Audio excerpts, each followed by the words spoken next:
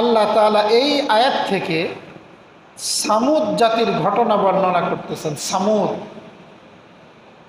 এই জাতিটার বসবাস ছিল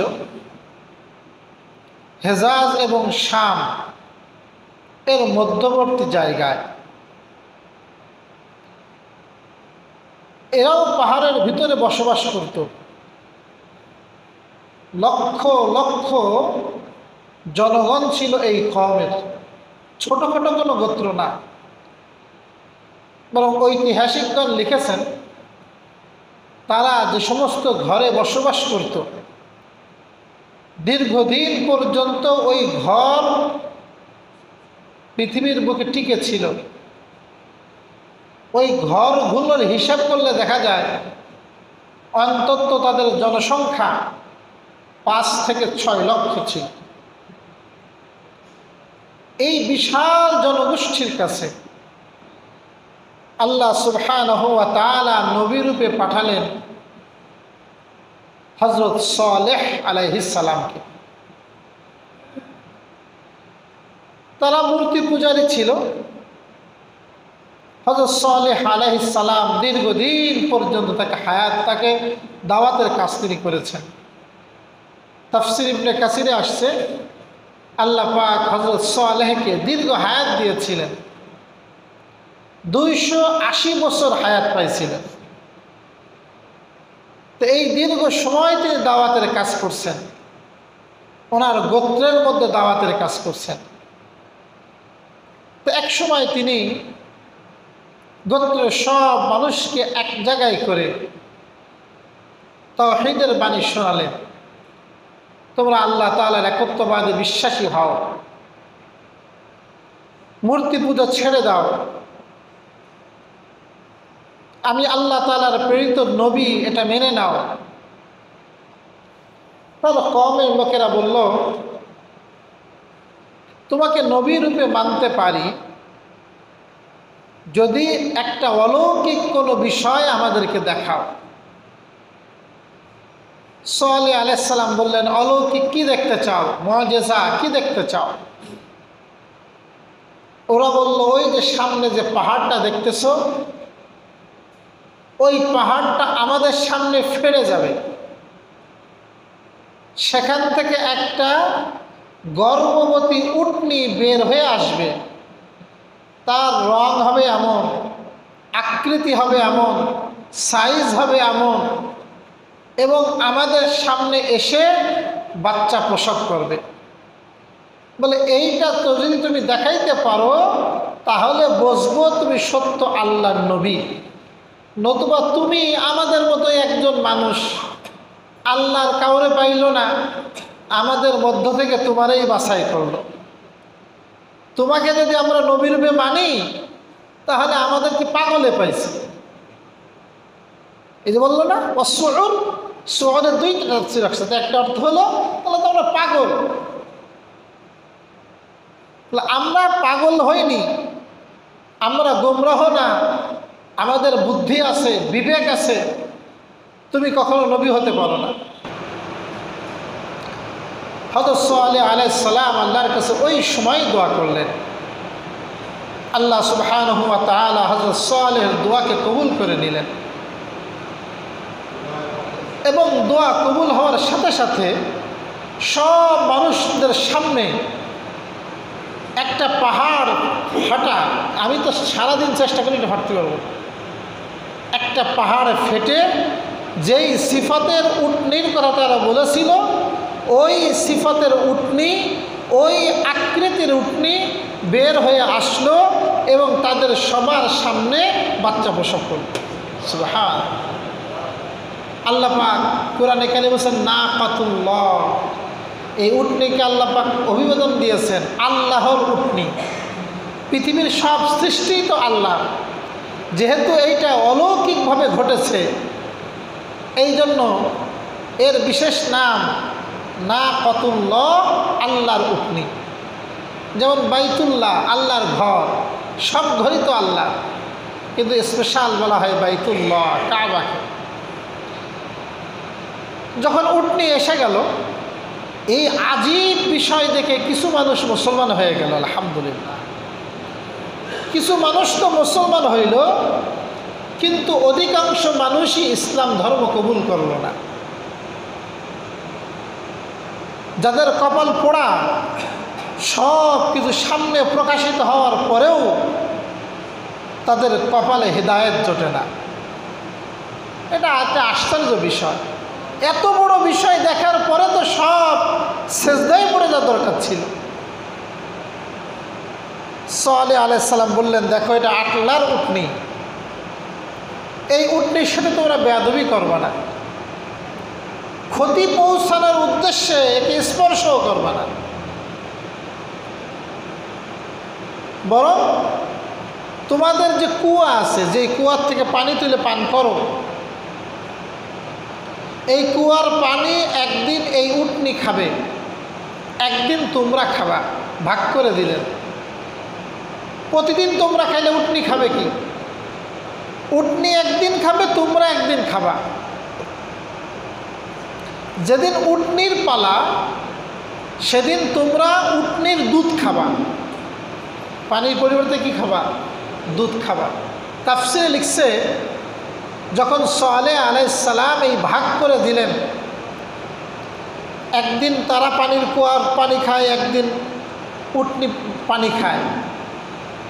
যেদিন উটনির পানি পান করার পালা, কওমের লোকেদের তৃষ্ণা লাগলে দুধ খায়, এই লক্ষাধিক মানুষ দুধ পান করত, কিন্তু উটনির স্তনে সামান্য দুধের কমতি হইত না। এইভাবে বরকত আল্লাহ পাক তাদের দিয়েছিলেন, তারা খাচ্ছিলেন।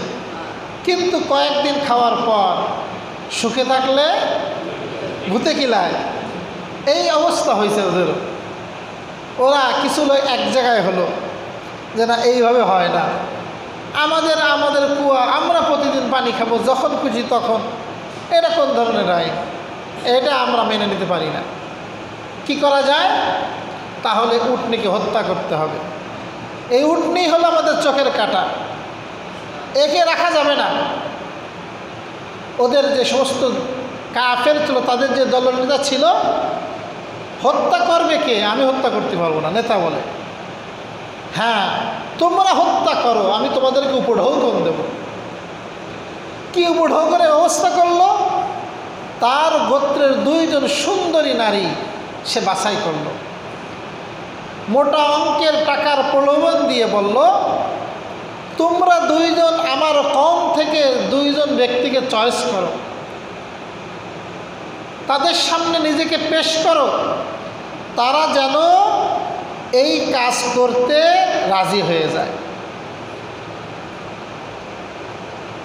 রাসূলুল্লাহ সাল্লাল্লাহু আলাইহি ওয়াসাল্লাম বলেন, মা তারাকতু বাদি ফিতনাতান আদাররু আলা রিজাল মিনান নিসা।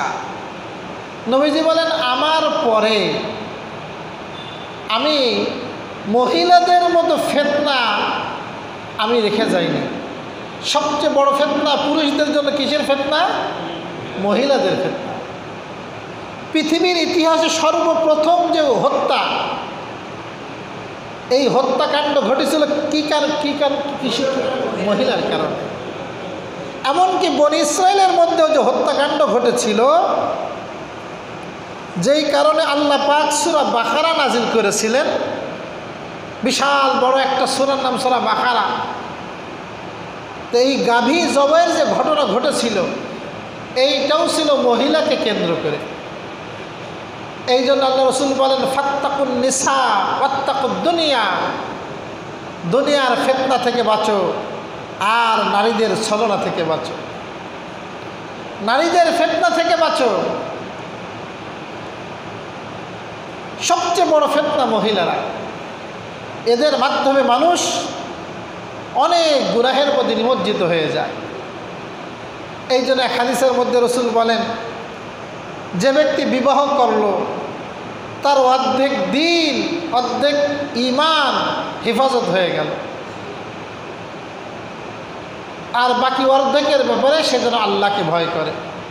কারণ দুনিয়াতে অর্ধেক বললেন কেন? অন্যায় কাজ হয় বেশিরভাগ এই নারী কেন্দ্রিক কারণে, আর একটা হলো তার মুখ, তার পেটের কারণে। সে উপার্জন করার জন্য মিথ্যা কথাও বলে, হারামও খায়, গালিও দেয়। দুইটা বস্তুকে হেফাজত করতে বলছে, লজ্জাস্থান আর মুখ। তো এই জন্য মহিলারা একদিক থেকে ফিতনা, আবার আরেক দিক থেকে নবীজি বলেন সবচেয়ে পৃথিবীর মধ্যে আদ-দুনিয়া কুল্লুহা মাতাউন ওয়া খায়রু মাতাইদ দুনিয়া আল মারআতুস সালিহা। দুনিয়ার সব কিছু হলো ভোগের বস্তু, আর সবচেয়ে শ্রেষ্ঠ ভোগের সম্পদ হলো নেককার নারী। কি নারী? তাহলে বিবিরা সবাই কিন্তু খারাপ না, নেককার নারীরা হলো পৃথিবীর শ্রেষ্ঠ নিয়ামত, সবচেয়ে বড় নিয়ামত। স্ত্রী যদি নেককার হয়, দুনিয়াটা তার জন্য জান্নাত হয়ে যায়। নেককার বিবির একটা আলামত হাদিসের মধ্যে আসছে, 4টা আলামত বলছে। এই 4টা আলামত বলছে নেককার বিবির আলামত। তো নবীজি বলেন 1 নম্বর আলামত হলো ইযা আমারাতহু আতাআতহু। স্বামী যদি তার কোনো আদেশ করে, সে আদেশটা পালন করবে। নেককার বিবির আলামত কি? 1 গ্লাস পানি দাও তো, ঢেলে খেতে পারো না, এটা নেককার বিবি। 1 নম্বর আলামত কি হতে হবে? আদেশ করলে কি হবে? পালন করবে। 2 নম্বর ওয়াইদা নাজারাতহু সাররাতহু। স্বামী যখন তার দিকে তাকাবে, তা স্ত্রী স্বামীকে খুশি করে দেবে, একটু মুস্কি হাসবে, হাসি মুখে তার সাথে কথা বলবে, সুন্দরভাবে নিজেকে পেশ করবে। এটা হলো নেককার বিবির আলামত। 3 নম্বর হলো ওয়াইদা আকসামা আলাইহি লা আবাররাতহু। কোনো কারণে স্বামী যদি কোনো কসম করে, তোমার বলতেছি খবর দই বাড়ি যাবা না, কথার কথা বলছে। স্ত্রীর দায়িত্ব, আমার স্বামী একটা কথা বলছে, আমি আমার স্বামীর কথাকে আমি ভঙ্গ হতে দেব না। স্ত্রী তার স্বামীর কথাকে, তার কসমকে পূর্ণ করে দেয়। 3 নম্বর ওয়াইজা বাবা আনহা। যখন স্বামী কোনো কারণে তার থেকে অনুপস্থিত থাকে, সফরে যায়, বিদেশে যায়, তখন সে হাফিজাতহু লিনাফসিহা ওয়া মালিহি। তার নিজের নফসকে সে হেফাজত রাখে, তার মাল, স্বামীর মাল নষ্ট করে না, মালগুলোকে হেফাজত রাখে। কয়টা গুণ থাকলে নেককার বিবির আলামত? এবার আমাদের আল্লাহ পাক নেককার বিবিদের থেকে এখন তুলনা করতে হবে হাদিসের আলোকে, না হইলে আজকে বাড়িতে বিবিদেরকে শোনাইতে হবে।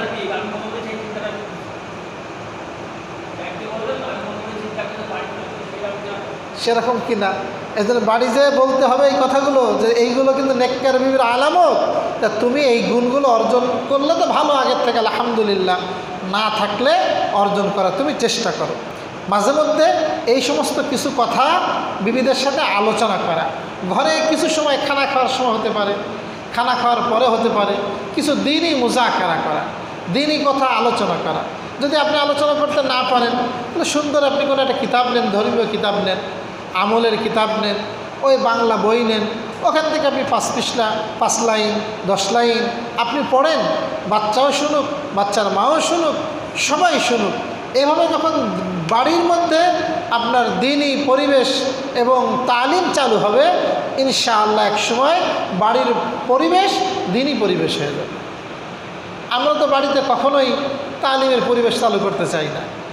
ঘরের মধ্যে যদি তালিমি পরিবেশ না করেন, কিছু কথা, দিনই কথা, আপনারা তো মসজিদে আসেন, কয়েকটা কথা শোনেন, তারা তো মসজিদেও আসে না, তারা তো সারাদিন সংসারের কাজে ব্যস্ত। এখন তারা যদি আপনি কিছু কথা না দেন, সে কীভাবে হক পথে আসবে? তো এই কিছু করণীয়। তো যাই হোক, ওই দলনেতার প্ররোচনায় 2 মেয়ে রাজি হয়ে গেল। 2 জন পুরুষকে সে তৈরি করে ফেললো। 2 পুরুষ বলল আমরা তাকে হত্যা করব, উটকে হত্যা করব। 2 জনে কেমনে হত্যা করি?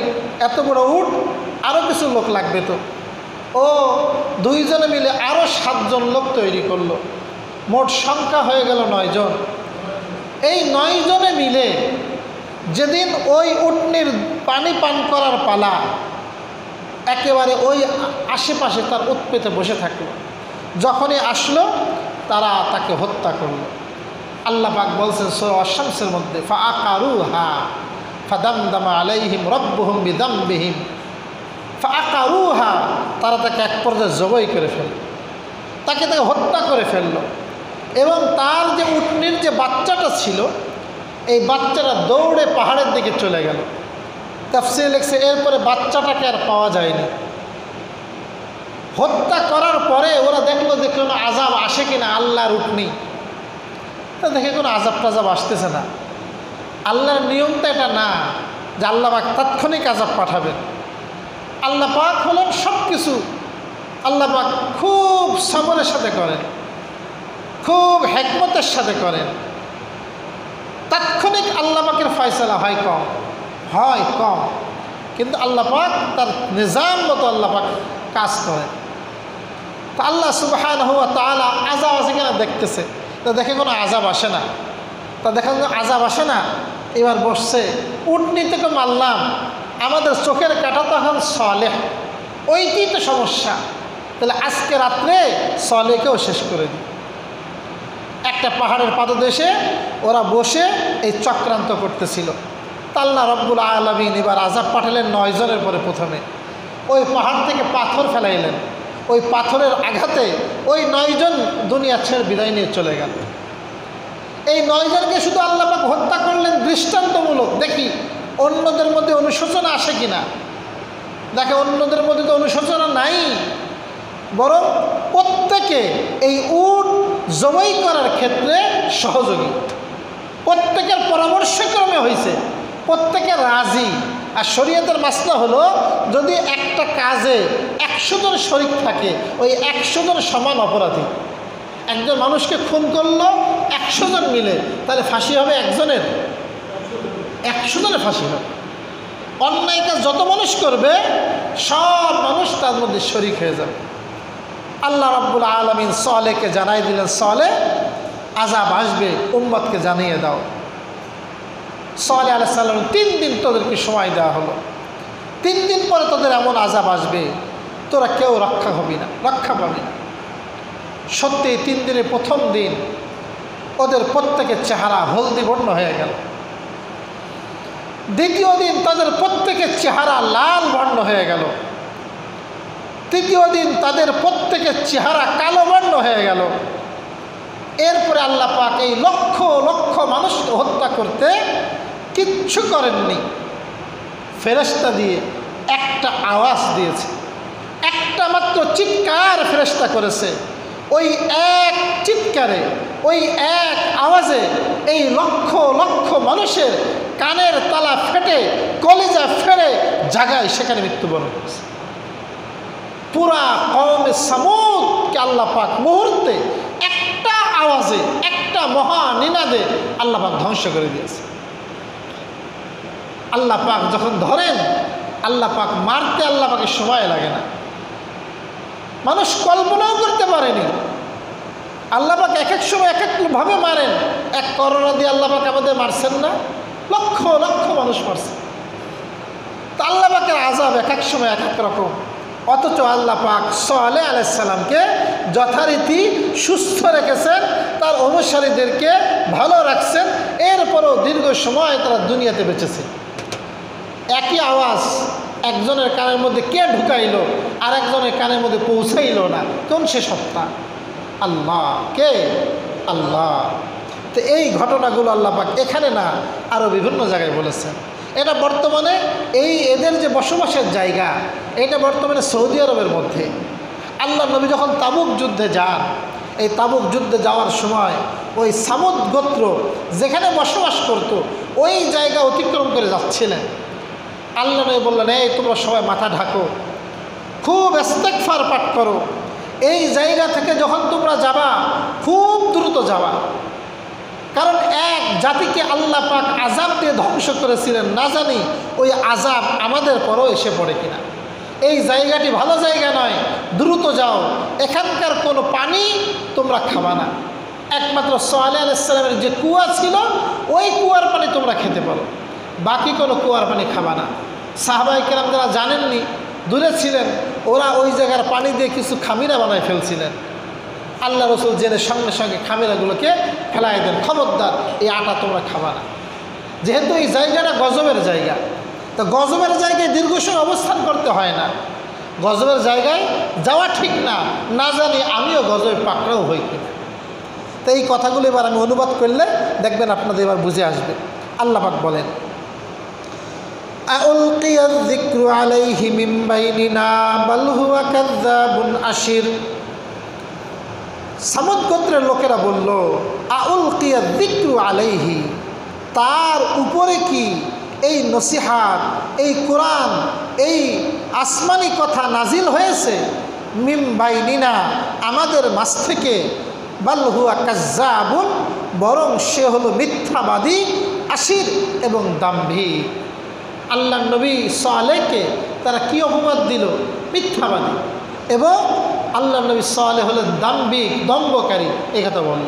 যেহেতু তাদের কথা শোনে না, তাদের কথা মানে না, তাদের কথা না মানার কারণে নবীকে মিথ্যাবাদী এবং দাম্ভিক বলল। আল্লাহ পাক বলেন, সায়ালামুনা গাদাম মানিল কাযযাবুল আশির, অচিরেই তারা জানবে আগামীকাল কে মিথ্যাবাদী এবং কে দাম্ভিক।